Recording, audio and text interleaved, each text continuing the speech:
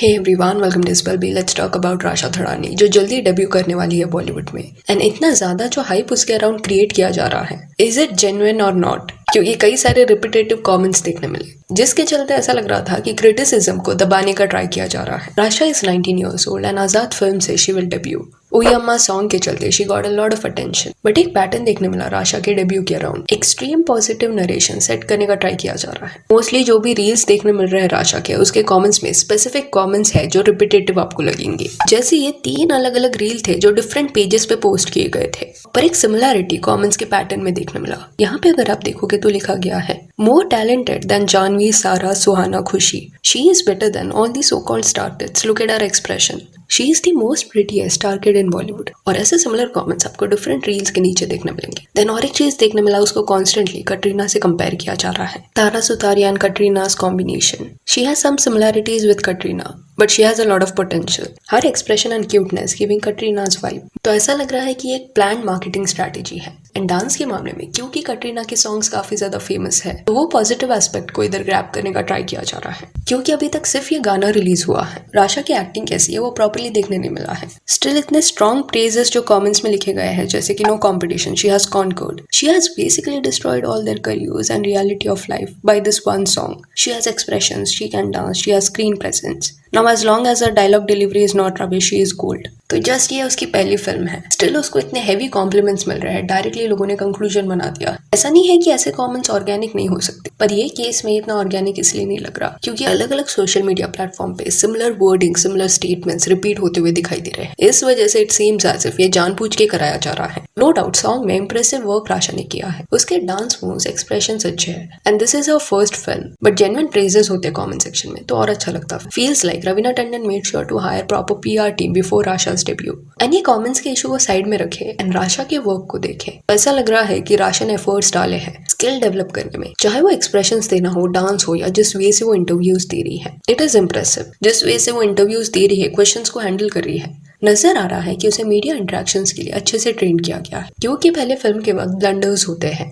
Always very punctual. I'm oddly, strangely always on time somehow. I think just to work hard and stay grounded. I think those are 2 very important things that अभी कुछ ऐसे opinions भी थे जिसमें ये बोला गया था कि राशा इज जस्ट 19, उसे ये आइटम सॉन्ग करने का जरूरत क्या था। तो ये पॉइंट अग्रीड है, वो रवीना टंडन की डॉटर है, ये डेस्परेशन नीडेड नहीं था कि पहली फिल्म में उसे ये गाना करना है। बट ये चीज भी हमें रिकॉग्नाइज करना पड़ेगा कि ये गाना जिस वे से शूट किया गया वो चीप नहीं लग रहा कंपेयर टू अदर सॉन्ग्स जो पिछले कुछ वक्त से बॉलीवुड में देखने मिल रहे हैं। यहाँ पे चीप या कोई सीन्स जो देखने में बहुत अजीब लगे ऐसा कुछ नहीं है। एक्चुअल में डांस स्टेप्स ज्यादा है। नॉट सेइंग गाना अच्छा है, सबका टेस्ट अलग होगा, कुछ लोगों को ये गाना पसंद आया होगा, बट चिकनी चमेली ये गाना देख के जब ऑडियंस ने एंजॉय किया था बिकॉज उसमें डांस स्टेप्स वैसे थे, वैसे ही इसका म्यूजिक वीडियो पूरा देखने के बाद एक कंक्लूजन कैन बी मेड कि इसमें डांसिंग ज्यादा है। कोई भी गाना थोड़ा वल्गर तब लगता है जब एक्सट्रीम ऑब्जेक्टिफिकेशन होता है या अननेसेसरली सेंसुअल सीन्स डाले जाते हैं, एंड इसके थ्रू ऑडियंस को थिएटर में लाने की कोशिश की जाती है। पर मेन कंसर्न यहाँ पे लोगों का ये भी है दैट शी इज जस्ट 19। ऊपर से जब इसकी शूटिंग हो रही थी तब राशा 19 की भी नहीं थी। जस्ट बिकॉज किसका एज 18 हो गया that doesn't mean we can directly treat them as adults.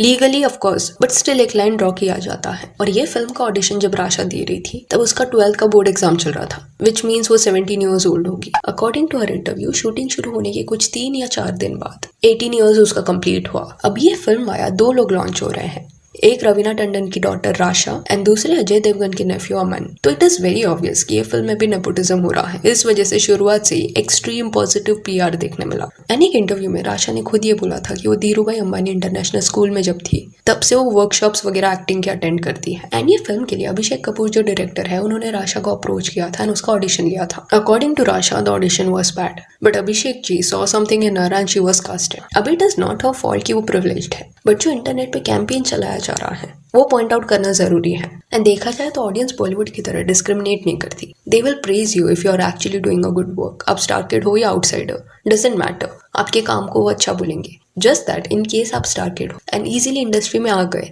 And बहुत बुरी एक्टिंग करते हो, then they will criticise you more, because obviously एक बैलेंस बनाना पड़ता है। एक तरफ it is hard for the outsiders to enter Bollywood, तो दूसरी तरफ it will be only fair if it is hard for star kids to please the audience. तो ऑडियंस बैलेंस कर लेती है वो फेवरेटिज्म वाले प्रॉब्लम को। प्लस राशा के डैड के कनेक्शंस भी स्ट्रॉन्ग है, वो फिल्म डिस्ट्रीब्यूटर है, काफी सालों से ये इंडस्ट्री से लिंक्ड है। रवीना टंडन भी अनिल से तब मिली थी जब वो एक फिल्म प्रोड्यूस कर रही, बट वो टाइम पे Anil was married to Natasha Sippi. It is said कि इन दोनों का मैरिज अच्छा नहीं चल रहा था, it was going through a rough patch. उसी दौरान Anil met Raveena, fell for her. Raveena के बर्थडे के दौरान उसको प्रपोज किया for marriage and side by side divorce proceedings भी शुरू हो गए एंड नताशा सिप्पी से उन्होंने डिवोर्स ले लिया। 1 साल से भी कम वक्त के लिए रवीना एंड अनिल ने डेट किया था, क्योंकि फरवरी 2004 के अराउंड दे गॉट मैरिड। अभी ऑब्वियसली नताशा यहाँ पे सॉल्टी होगी, उसे रवीना नहीं पसंद रहेगी, because it was her family जो ये सब में टूटा। इस वजह से वो रवीना को बॉदर करने का ट्राई कर रही थी। हुआ क्या था कि रवीना एंड अनिल की जब शादी हो गई थी, उसके बाद किसी एक पर्सन के घर में पार्टी था। अनिल एंड रवीना दोनों को इन्वाइट किया गया था,